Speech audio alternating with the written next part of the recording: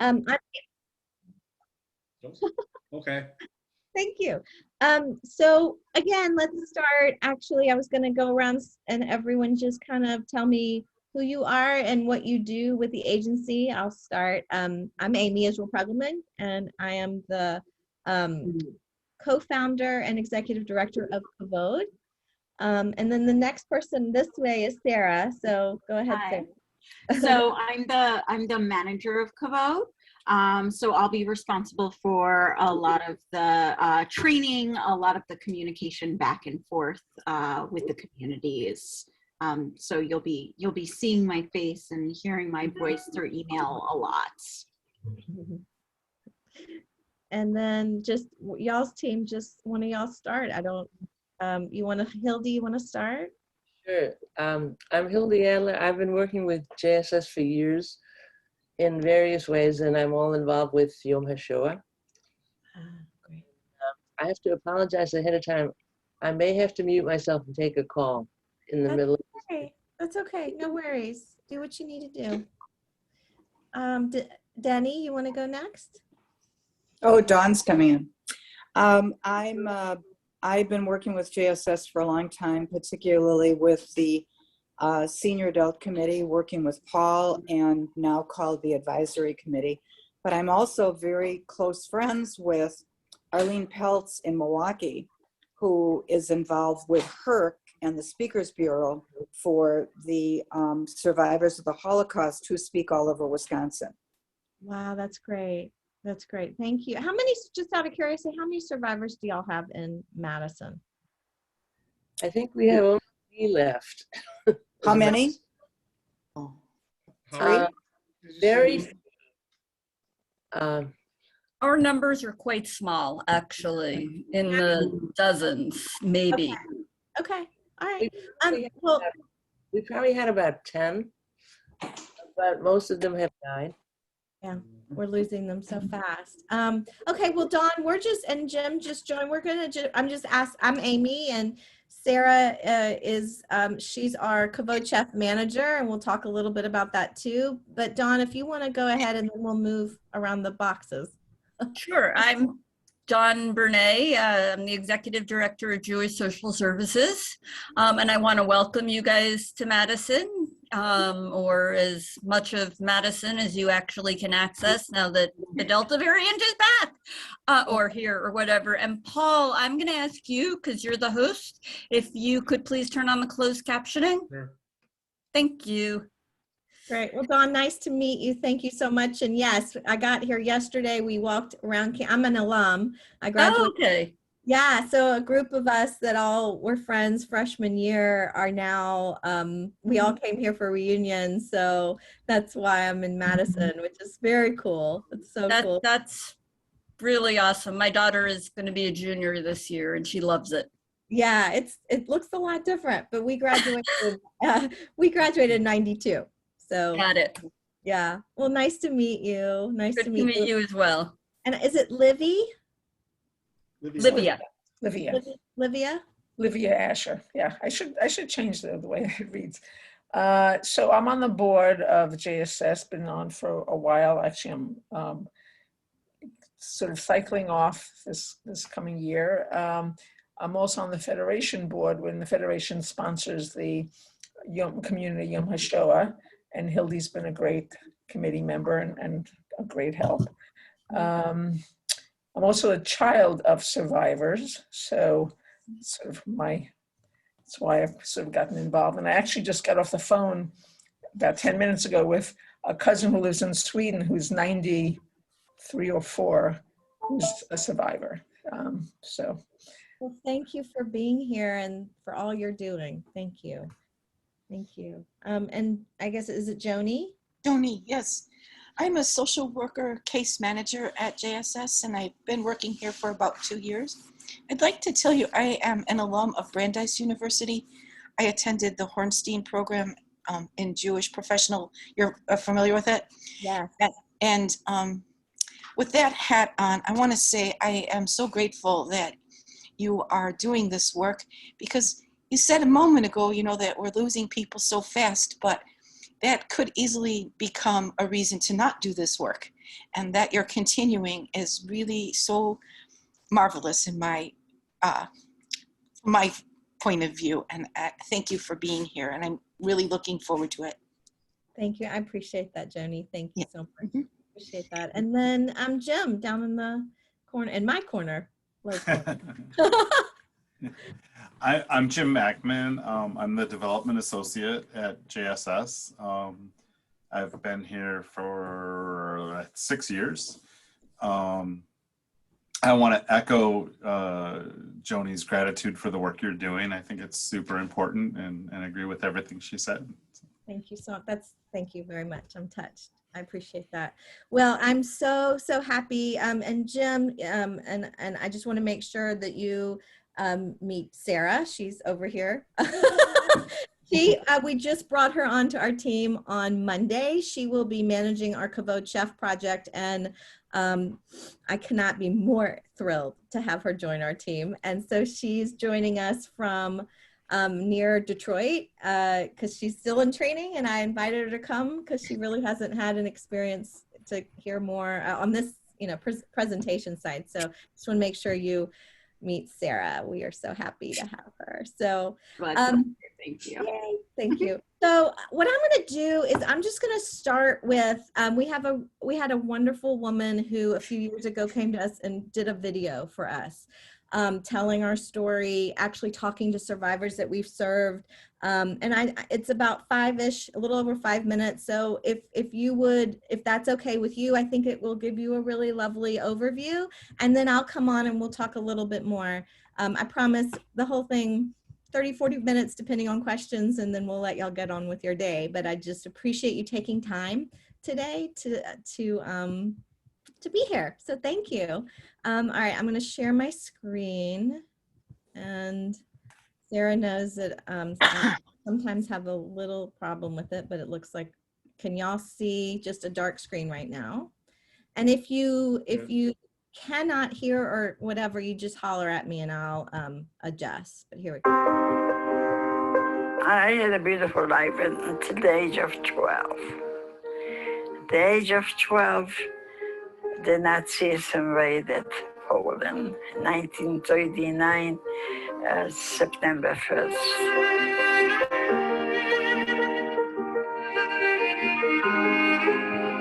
Yeah, I was born in Germany on May 11th, 1933.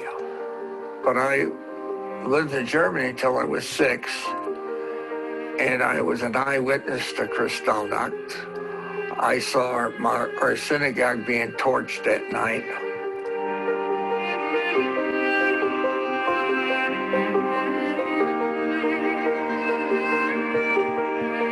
I was a baby in the war, and I was born in 44, 1 year before Hungary got freed.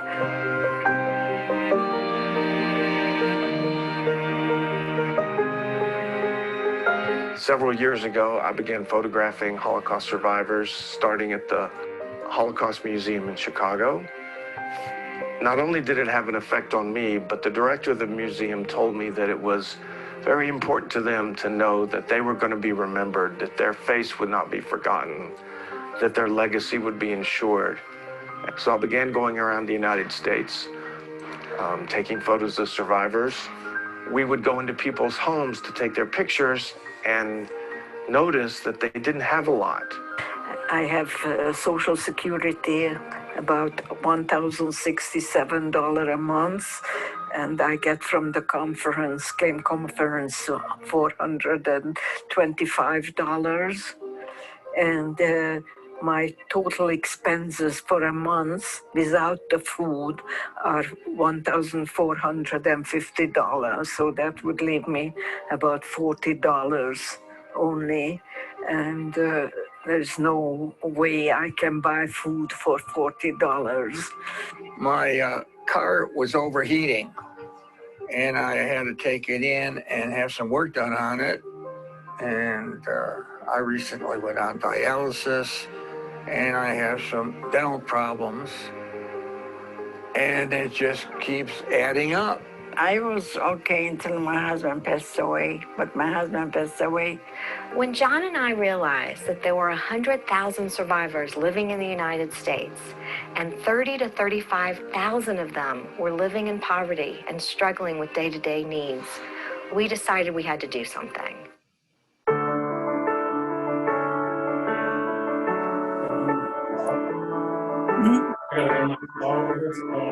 No. Give you a little more than a year I'll ago, move we to were another room if I contacted have by to. Amy I'm and watching. learned about KAVOD and the assistance that they were providing to survivors and how that might help fill some gaps for the survivors that we see and how we might apply for that funding on behalf of survivors. And so we really make that connection. And because then we get to know the survivors really well, we can find out what do they need, what really would make their life a little bit happier, you know, and they are so deserving of that.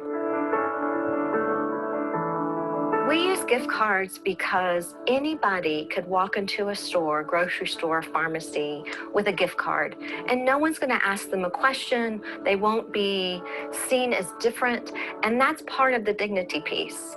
If I go to King Super and I know I have that KAVOD to pay the groceries, it helps a lot. They walk the walk, and they do provide tikkun olam to our survivor client. That Jewish person got money to make Shabbat. So you have to help them not to be Shabbat without food. It's really a very simple process, which is rare these days in terms of getting that type of assistance. And we submit the request, they run it past their board, and we usually hear back within a day or two. These particular people experience something that no one can even fathom. A horrendous experience that can hardly be identified with words. And now at this time in their life, at these late years in their life, and they're struggling just to get their groceries or their medicine. These are our elders. These are our vulnerable seniors, and we are responsible to them. We are responsible for them. And that's why we're doing this work. And that's why we're asking you to care and for you to know that this is happening. And we have just a few more years with these people to be a witness to their stories, to be here for them, and to help them. Well, I'm very grateful to KAVOD and the people who donate money to it because it helps people like me who are survivors of the Holocaust. We are all old and we are down on our luck, some of us.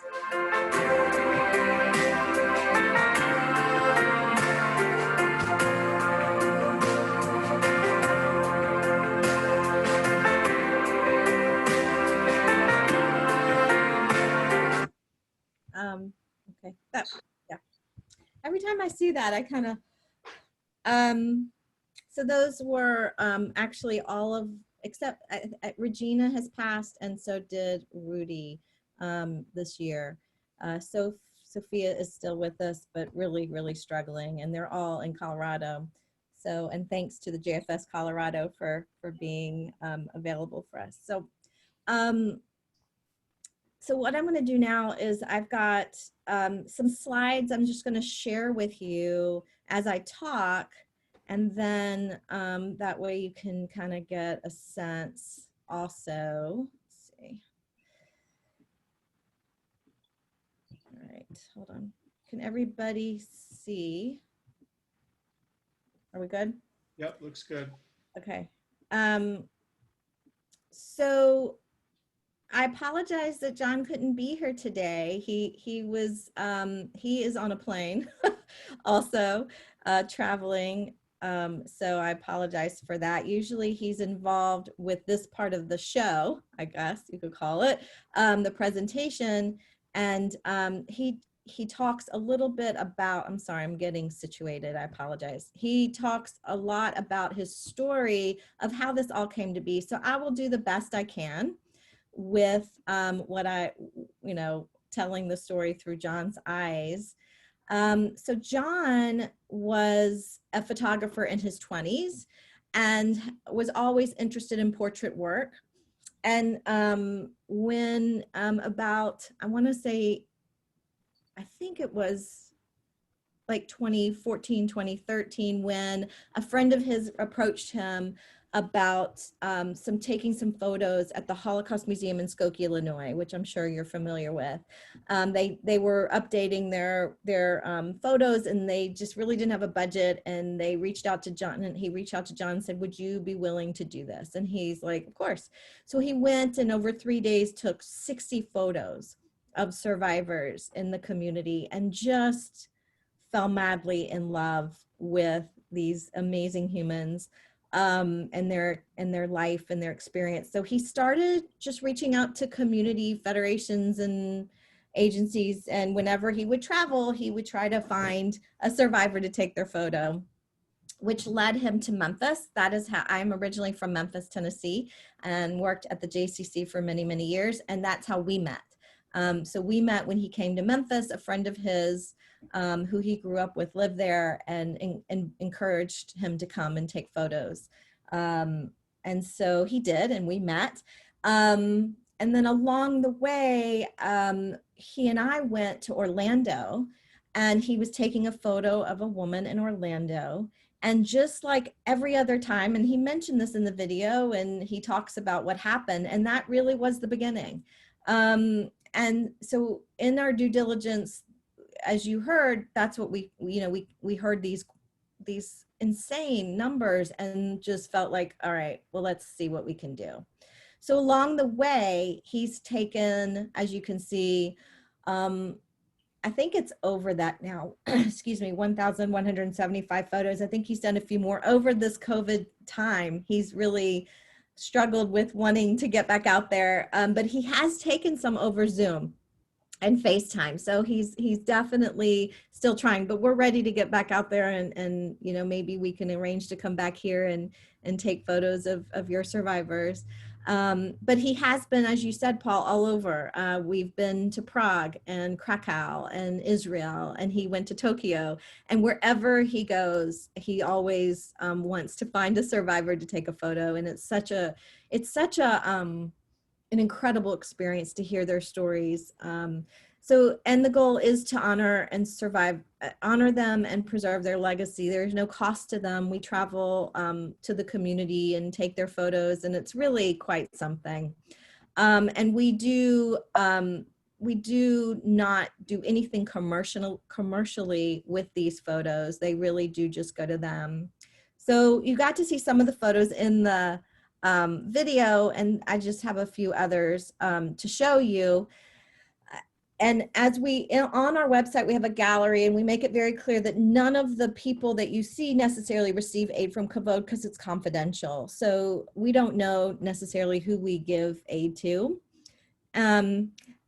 John does a wonderful way of telling stories and remembering stories. I'm not so good at it as he is, but I can tell you that the gentleman, he was a rabbi. I remember him in New York, and as you can see, his number is on his arm, and they typically really want to show that part of themselves. It's not seen as shame. They're, as you know, they're very proud people. And John does an incredible job. He really wants to show them as who they are today, understanding that what they went through was so unbelievable and no way to really describe, but he really was clear about not taking black and white photos. And he was told that by the survivors. They want to be shown as who they are today. This woman, her name is Fanny. She is from Denver. She passed away last year. She was just an extraordinary person. She came up, John is 6'5", and she came up to John like right at his stomach. She was like a grandma to us. This gentleman, Saul Rosenkrantz, he was also New York. We took that photo. He was 100 in that photo. extraordinary. He has since passed, unfortunately. And this woman was one of John's favorite stories. He took her, she was from Chicago. She has since passed, and she was all just, as you can see, so beautiful and glamorous. And she was determined to do something with her life. And when she came to the US, she was this itty bitty little thing, as you can imagine. And she was proud to share with John that she became a Playboy bunny. These two individuals are very, very special and near and dear to our heart. This gentleman, his name, Trotz is his last name. His son is the one that brought him to Memphis. He grew up with her, it's going to come to me in a minute, but he did not tell his family he was a survivor. It was very, very late in life that he shared that with his family, with his children. And it was because of these photos. Actually, he called John and asked if John would take his photo, and he shared with John that he was a survivor, and his children did not know. And that's not unusual. I'm sure you've heard this story before. And then Paula, she's from Memphis. She was very, very interested in making sure John and I ended up together. She was very sweet. Here are two others. As you can see, many of them will take photos of themselves as children or young adults and want to make sure that that is shown in the photo, or family photos. These two individuals are both very special to us. The lady is actually one of the youngest we've ever met. She was born in Buchenwald, and her son, which is completely unusual, and I think 2 weeks later they were freed. But her son is I think it's, I forgot what political place he holds in Denver. And we met her, she came to Denver, and the Denver paper did an article on her and us when she came. It was really special. She's lovely. I don't have stories for you on these two individuals, but as you can tell, John does an incredible job really taking in who they are. The woman in this photo was extraordinary. I believe Charlotte, we found, we met her. I don't know if you could guess how old she is in this photo, if you have any ideas that you'd like to throw out. Any thoughts? She was 103 in this photo. She was an opera singer when she was a child in Amsterdam. And she told us the story of how she was the lead in this opera, and the next day they came and took her. She was a very well-known opera singer. Again, two extraordinary looking, beautiful people, always dressed to the nines, just lovely.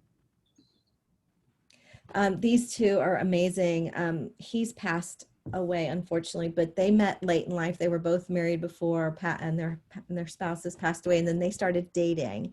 They're from LA, both survivors, both extraordinary stories, and both of them spent enormous amount of time doing the March of the Living, and they worked a lot with the BBYO kids. And actually both my kids met them on their, they didn't do March of the Living, but at international conventions they go and speak. Again, amazing couple from New York. They're just lovely. And this gentleman, I actually grew up with his daughter at Camp Ramah in Wisconsin. Yay. I don't know if any of you are familiar with Ramah. That's where I went to spend my summers. And this gentleman from Kansas City was an amazing violinist and was involved with the symphony in Kansas City, very well known. He had a stroke and was unable, as you can tell, really express emotion. His wife took enormous, just total care of him, and we got to go meet them both. I had met them in my youth, but I hadn't seen them in a long time. And it was really quite a story. When we walked in, he was, no expression, just, as a typical looking stroke victim. And John sat down with him and started talking to him. And as John and him started talk, well, he wasn't, but as John started talking with him and his wife, his eyes just lit up and he became just this completely different person. And they took photos, and we took a picture of him and his violin. And then there's a picture of him and his wife. And he passed away a few months after that. And my friend called me and she said that the picture that they have of him and his wife, him and, you know, her parents, they hadn't had a photo of him like that in so long. They could actually see a smile on his face, and that what a gift this photo was for their family. And that we get that a lot of letters come our way with lovely notes from family members who lose a parent, and sometimes they find the picture, you know, in a drawer. They didn't even know it, they had it. And it's quite a gift. John does an amazing job with these photos. Not only does he take multiple photos, but he writes a handwritten note to each and every one of them. So they have the gift of his time, and then they have the gift of these photos of themselves and a note. And he keeps in touch with many of them. He has lots of grandparents around the world. I don't know if you're familiar with this woman, but you may have heard her name, Dr. Edith Egger. She is a well-renowned psychologist, psychiatrist, extraordinary. She's written 2 books. If you haven't read them, I highly, highly recommend it. She is a student, was a student of Viktor Frankl, who wrote Man's Search for Meaning, and a friend of Viktor Frankl's. And she then went and got her degree. Her story in the book, The Choice, is her story's incredible. She tells it similar like Viktor Frankl does in his book. And then she tells about her role, her life when she came to the US, her family, how she went into this field and how she helps people. Oprah interviewed her, you know, she's been touched by the Oprah charm, but she stands very firm on her very, very small frame. I think she's about 5 feet tall, maybe 4'8". She's very petite. We went to her in San Diego. We were invited in her home and had an incredible visit with her right before COVID hit. So she was one of our last photos we took before COVID. And then another book that just came out called The Gift. She's been interviewed by Brene Brown on her podcast. She's really worth your time if you're looking for not only for something for your own well-being, but just to know her. And then Mr. Cher was from New Orleans. He was 100 in this photo when we met him. And our favorite, we went down to New Orleans and when we got there, he was asleep. He lived in a senior facility. He was asleep. And so we were like, oh, we'll come back. And his son was there. No, he's been waiting for you. And they wake him up and he pulls over his sheets and he's completely dressed head to toe with the hat on and the whole 9 yards. He was so excited for our visit. And he really only spoke Yiddish and sang Yiddish songs to me the whole time. And he was just such a incredible person to meet and talk to. And he passed about a month or so after that. These lovely ladies are from Boston. We met them at the end of 2018. We were interviewed on NPR's Here and Now. And they were involved with that interview, which you can find on our website. We have a whole press couple pages so you can see there. And that was a life-changing interview, and I'll tell you more about it in a minute. But these lovely ladies were just amazing to talk to and hear their stories. This woman on the far side with the white striped shirt, she writes poetry, and during COVID wrote a bunch of poetry and sent it to John to help her put it together so she could put it out in the world. This lovely couple from Cleveland, very dear friends of John's.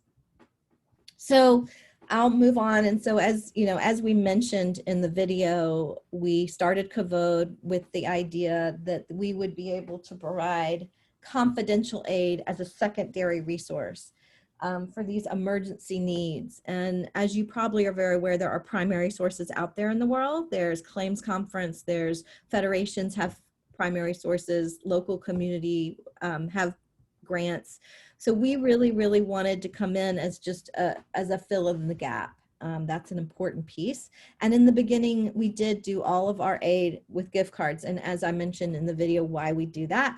But now we are, let's see, we're about 6 years in, and we do also we have added paying providers directly for in order to create even more a dignity piece for survivors, so they don't have to outlay any money if they have certain needs, and we can pay directly to doctors and etc.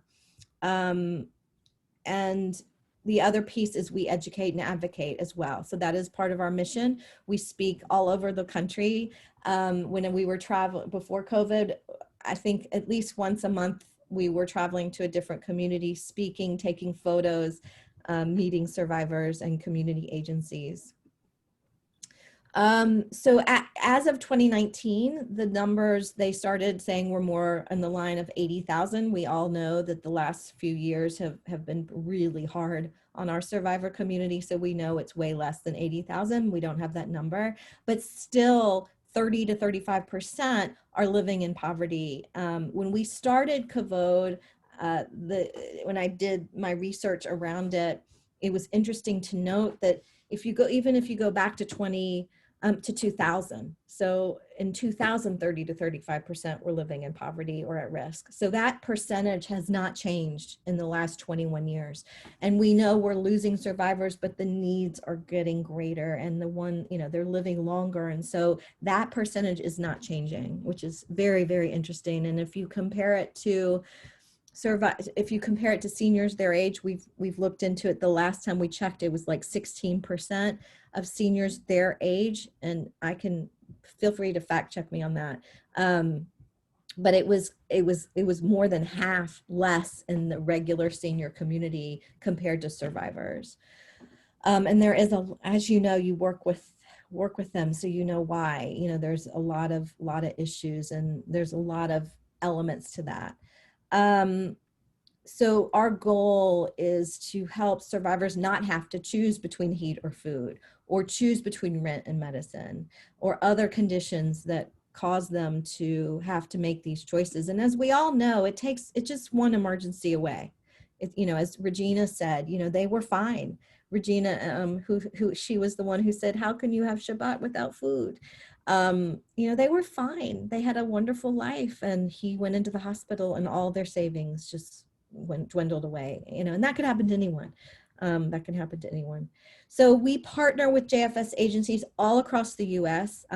Right now, I would say over 50 to 55, maybe even closer to 60 now, that are somehow participating with KAVOD. We have 2 different programs, and I'll talk about that in a second. Everything we receive is confidential. We have done at least 1 request in Madison. I feel like there's 2, but I know for sure 1, or maybe she reached out to me, and she's going to get back to me when she gets back. And 100% of everything we raise goes to survivors in the United States. So we have 2 programs. Hold on, I feel like there's another slide that I wanted to show you. Maybe not. So we have 2 projects. The first one is what we now refer to as the KAVOD project. The second project is called KAVOD Chef. I touched on that when I introduced you to Sarah. So CHEF stands for Survivors of the Holocaust Emergency Fund.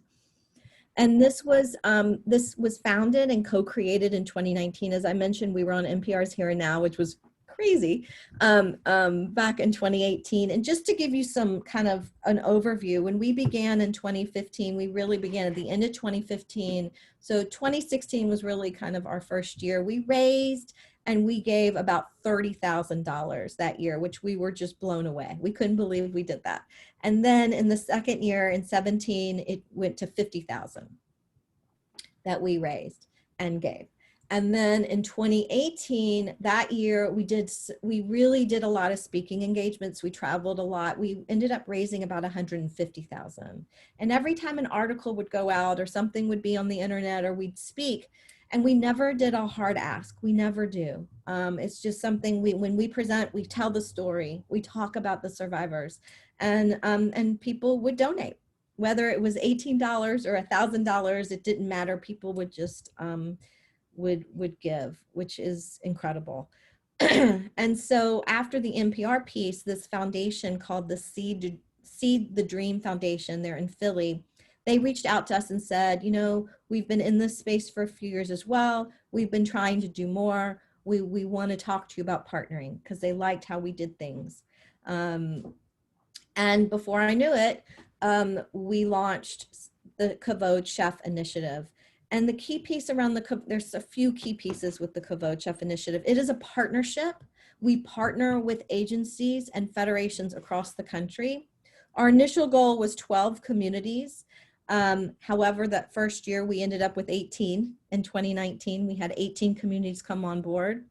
And it's a partnership. It's taking this crisis and coming to it as a collective communal response to this crisis, meaning that the communities would come on and they would share with us what their unmet need is. So, you know, they knew they were getting funds from Claims Conference and other sources, and what was the unmet need.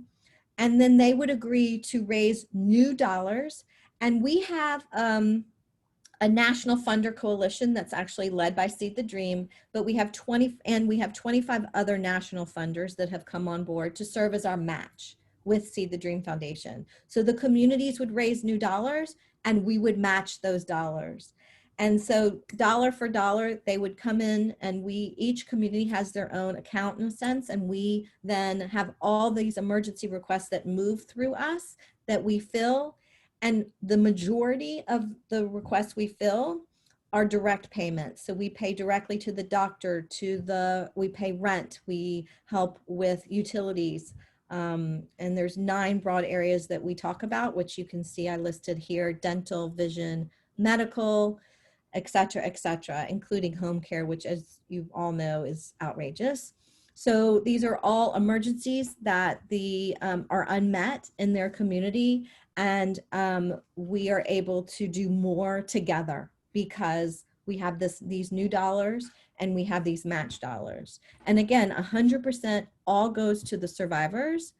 In addition to doing direct payments, we also do some gift cards as well still. Gift cards are still part of what we do. And in here it says in 2020, so in 2019, we had 18 communities. At the end of 2020, we had 28 communities. And now in 2021, we're at 32 communities that are all coming together, who are raising new dollars, and we are putting more into this space for these survivors.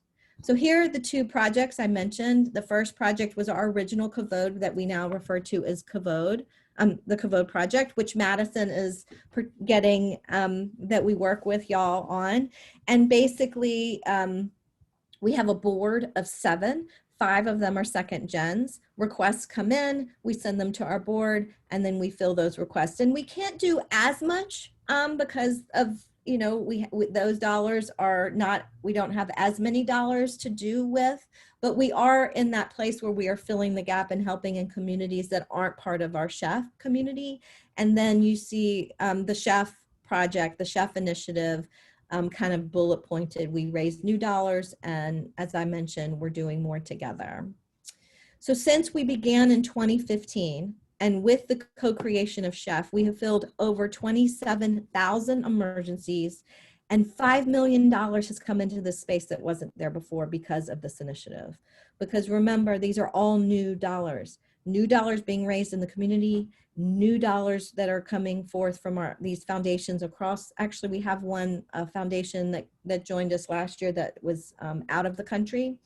So these are new dollars that are coming into the space specifically for emergency services as a secondary resource. I get a lot of questions about, well, what are these requests? You know, what does that really look like? And so here are a few examples, and I'm sure none of this is new to y'all, you know, whether it has to do with that they need help with just basic things, the cost of food, or if it's because they have medication, you know, that they can't afford, which we all understand, or rent, that they can't afford their rent for a month. It's not ongoing aid. What we do is really filling in a gap. So that's an important piece as well. Transportation to get to doctor's appointments. We helped a lot of communities get their survivors to get their COVID shots. Air conditioning, huge request, as well as dental. Dental, as you probably are aware, is just a huge problem. You know, we've also put in stair lifts and done other things that have to do with home repair and things of that sort. This I want to share with you real quick. This was created, all these survivors are from Cincinnati. We went to Cincinnati and we did a huge a bunch of survivors in Cincinnati. They used the photos because all the photos also, not only do the survivors get a picture, but we give the images, electronic images, to the community so they can have them. And some use them in museums and some use them for different things. They created a panel for their community sukkah with their photos, which was really pretty cool. So that's the nutshell of what we're doing. I figured I'm going to stop and just answer some questions, and then we can go from there. I have to say, thank you for that presentation. That was awesome. And it's interesting for me because the examples that you use about how you use the funds, that could be actually for pretty much any of our clients these days. And it was just interesting to see just that in general across the country, that it's not just us. Things like air conditioners have always been one of our biggest requests, for example. Yeah, it's interesting. What's interesting is somehow I have found myself in a really fascinating position where I can say to you, whether you are in New York or you are in Portland or you are in Boca, Houston, Raleigh, North Carolina, Kansas City, or Seattle, we are seeing the same issues, the same challenges, whether it's with claims conference or local raising money or whatever the pieces and the issues of the survivors across the board. So it's a very interesting place to be sitting. And I can also tell you that any community, we've never had a problem with any community that said, well, we're already raising so much money and I don't know if we can do it. They put this story out there and all of a sudden the dollars come. And on top of that, I will tell you, when we come to communities, when we speak to communities, and let's say, because y'all probably bang the drum all the time, but when someone comes in from outside and shares these stories and these issues, people are like, what? You know, and how's that possible? And yes, the Federation's doing enormous work. And yes, the agencies are working so hard in raising, all that is true. And yet we all need to be doing this. And it takes everyone to come to the table and we can all do more together and work together. And it's really quite something. And we find that dollars come in, and sometimes the dollars come in to us. And sometimes the dollars go to the agency, which we always encourage them to keep your dollars in your community. But if we get dollars, if we come and speak and dollars come to KAVOD, they will be designated for Madison. And so we will make sure that 100% of all those dollars will stay in the community that they were raised. And we are able to do that.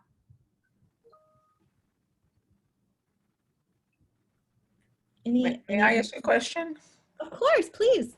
So just to be clear, so the grants, if you want to call them that, it's a one-off. So I need to fix my car, or I need hearing aids, or so it's not sort of ongoing support. That is true. And it's interesting, we do not do ongoing. And for our chef communities, we all recognize that home care is a whole nother beast.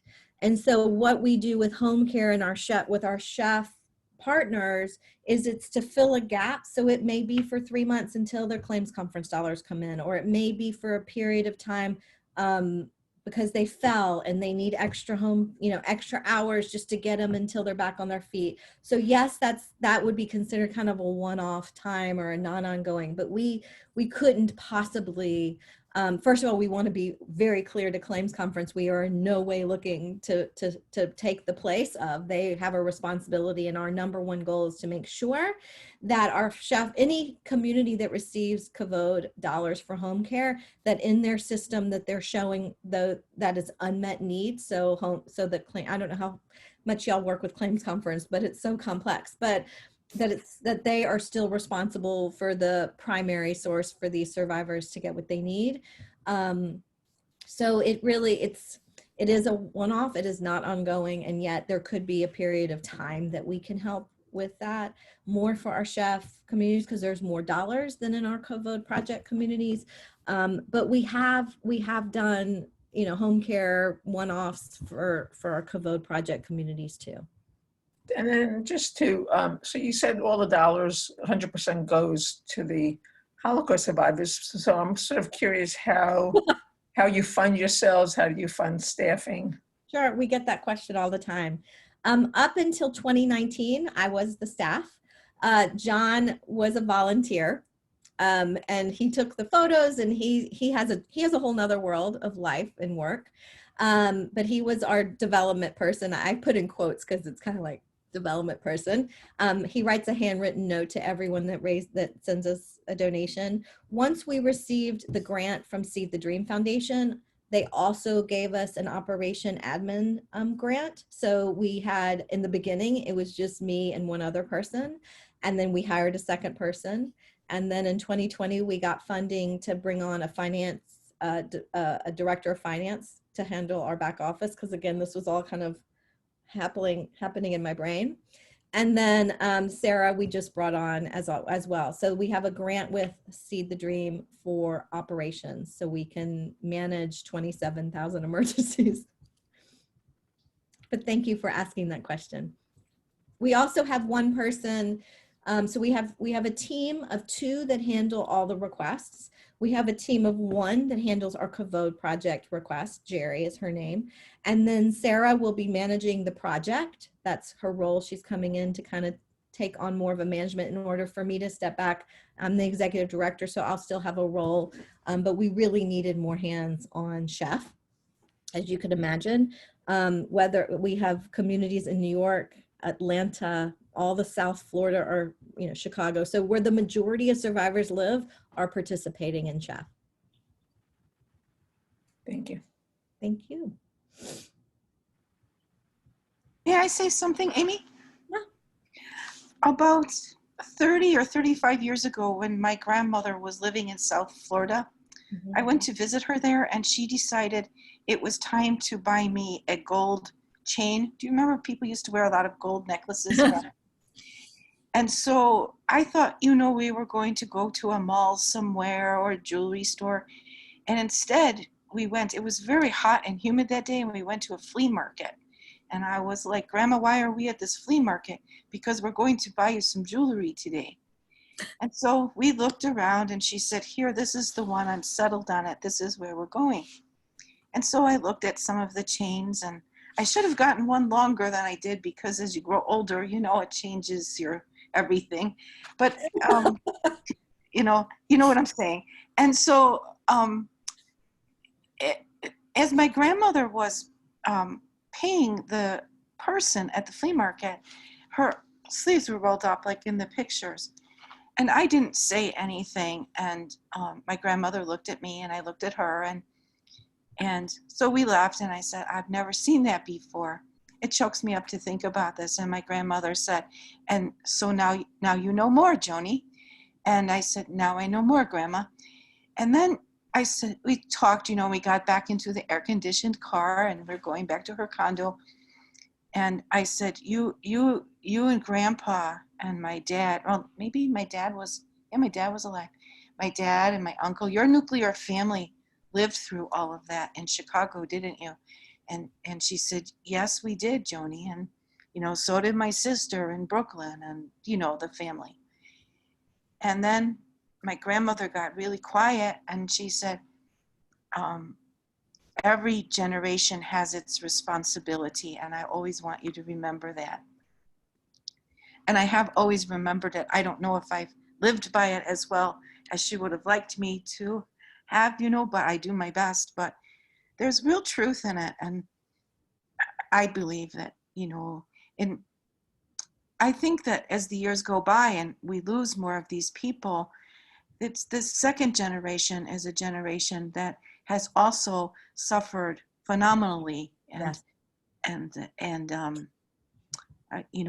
I think that work that you're doing is, it will shift with need, but each generation, as my grandma said, has its responsibility. I really appreciate what you're doing and having been part of this today so much. Thank you. Thank you, Joni. Thank you for sharing that story. That's beautiful. And you're 100% right. I think that neither John or I have survivors that we're aware of in our family, whether they are our families already had moved, or they, we don't know what we don't know.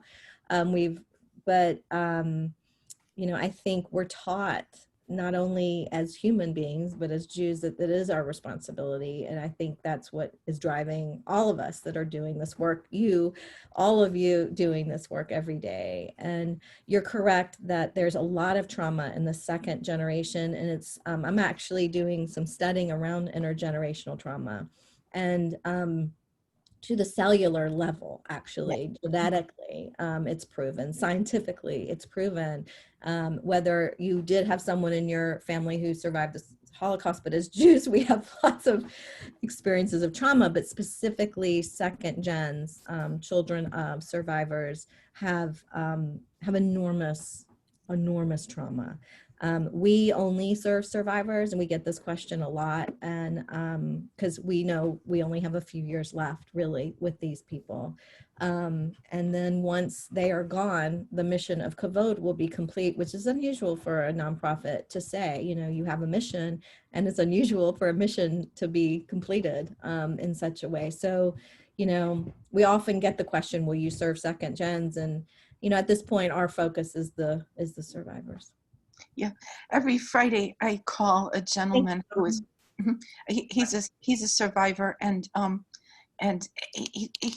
he like is so appreciative of this little bit of attention. Yeah, they You're are inspiring. Thank you. Thank you so much. In relationship to Madison, just so you know, like I mentioned, we have filled one request specifically, and I believe we have another. So we're here to be of service to your community. And if ever there was conversation where you wanted to talk more about the partnership, I'm happy to have that conversation if y'all find that there is unmet need. We have communities as small as Raleigh, North Carolina, and then we have communities like New York. So it doesn't matter the size. The point is that these are dollars that will serve survivors no matter where they live.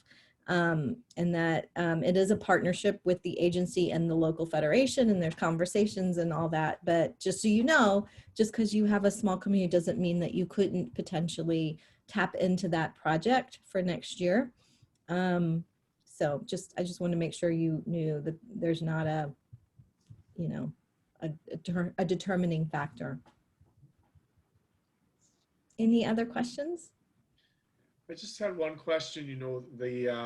It seems like when you're talking about what's going to happen after the program, it struck me that there's kind of like another program running at the same time, and that's John and the pictures and the stories, and that you're sharing it with other historical societies, agencies, who knows, but there's that tremendous library of pictures and the stories that go with it.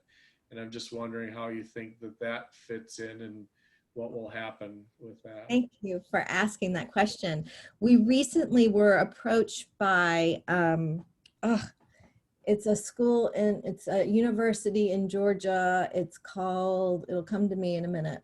It's bigger than UJA. They have a museum and a whole Holocaust survivor department.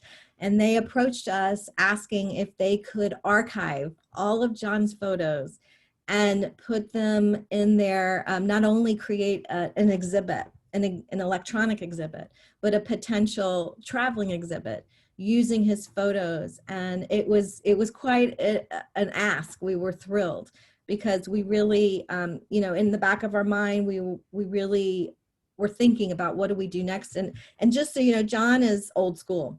He uses a camera, it's this big, that he uses, a little camera, no lights, he uses daylight. He's very mindful of, how that must feel for them to have a big old, camera or whatever in their face. So he's a large guy. He's 6, like I said, he's a big lanky guy. So he comes down to their level and he has this little camera and he's talking to them, and it's just a lovely experience. So you know, these photos have a lot of meaning to you, to us, but thank you for mirroring that. And so we are real excited that they're going to be taken care of. And he literally has, he had him in a Ziploc bag, all the little SIM cards, or, you know, the little, and he hands them to this lady in a Ziploc bag. And I'm like, oh my God, like that's what, I mean, he has them on his computer. I finally got him to put them on a hard drive. I mean, he's a little old school. So, you know, to me, I'm just so grateful that they're in those hands. They're going to be taken care of and archived and protected and used. And only the ones that will go in those archives are the ones that we have signatures saying that it's okay that we have them. And then we also let them know that no money can be made from these exhibits. That is not part of the deal, that it has to be free exhibits and to be used for the purposes of sharing stories. So thank you for asking. That's a great question. And I wish it's not coming to me, but there's a school in Georgia that's doing that. Yeah. Thank you for asking that. Yeah. And it seems like that's an important part of the project for the people as well. You know, that guy was all dressed, ready to take his picture. It reminds me of my dad. He was interviewed by the public library in Skokie, Illinois. Oh. And, he just really liked being able to tell his story, whether it was a single picture or a couple stories or whatever. And they did both. They had a bunch of pictures and they did like a little 4-page thing. He was in the Merchant Marine and they wanted stories of people who were in service. And so Wow. they didn't have anybody from the Merchant Marines, and they found out about him. That's amazing. Yeah, there's been times where people will sit down and they don't want to talk about their experience in the Holocaust, but they'll tell you about their children or their grandchildren or whatever. There was one lady, I remember, it was in central New Jersey, and she sat down and she didn't want to talk, which was fine. But then she slowly, you know, he has this way of, you know, and she started talking and just cried, just sat and cried. And we sat with her for a while, of course, because we weren't going to be like, we got to go. But she told us nobody's ever asked her about her story. And it was the first time she's ever been able to tell it.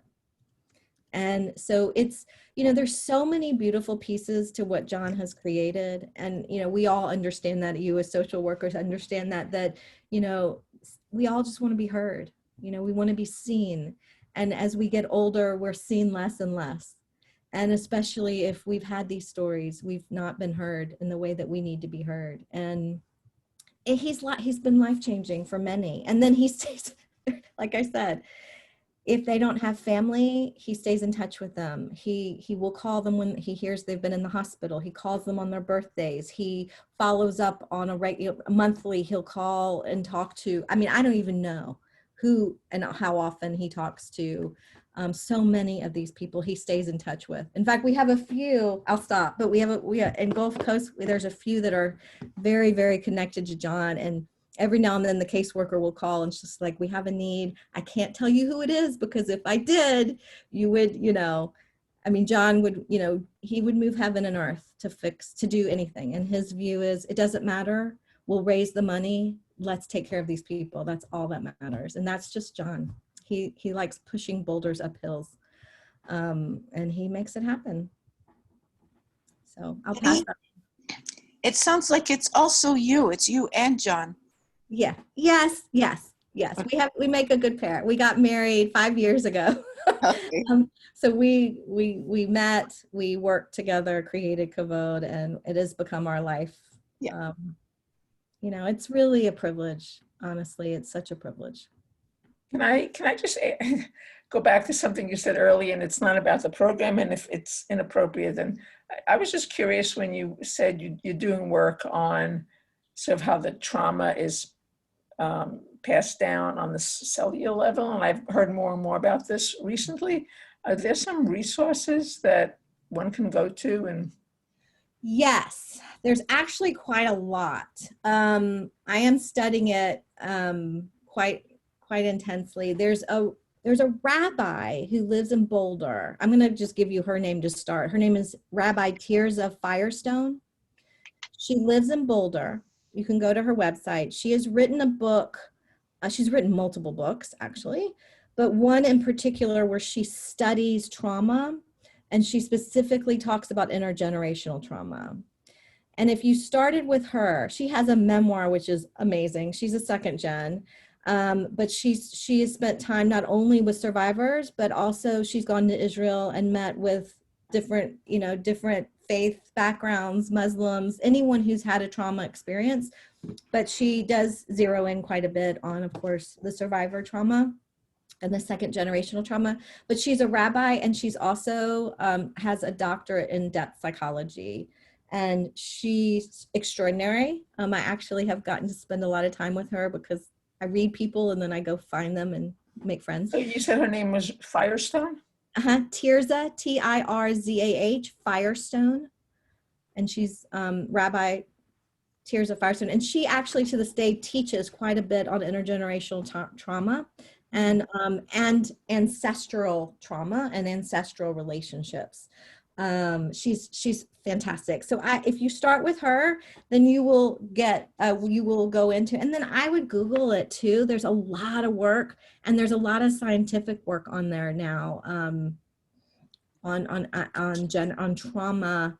In fact, I'm listening to a book by a neurologist who wrote a book called What Happened to You. And he's a neurologist and has studied this particular trauma, not necessarily survivor trauma, but more childhood trauma, but really looked at it through the brain and in a neurological way, if that's your jam. Yeah. Okay. Thank you so much. That'll just get you started. I have a library. Reach out to me. I'm happy to send you more. Okay. Thank you. Sure. Well, please do not ever hesitate to reach out. I'll put my email here, but you have it on my website as well. If you have questions about KAVOD and what we can do in Madison, if you have any other questions about anything else, and if you want for us to come to Madison and take photos and talk to your community, just holler at me, let me know, and we'll put it on our list of communities that would like for us to come.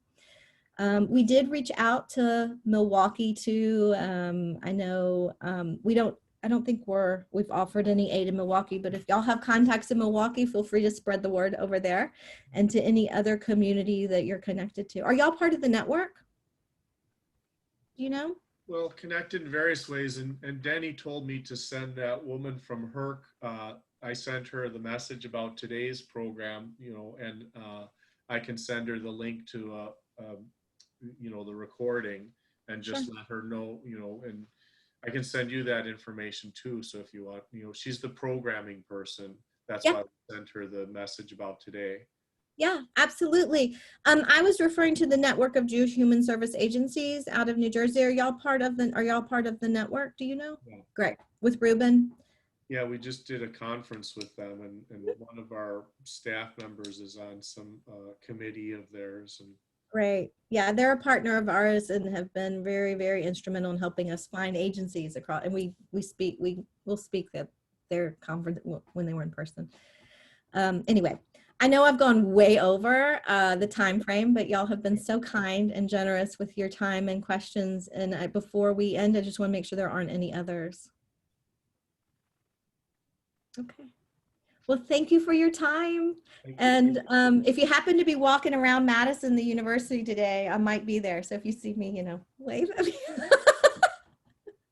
It doesn't look the same as it did 30 years ago. yeah, we picked a good day to come. Yes.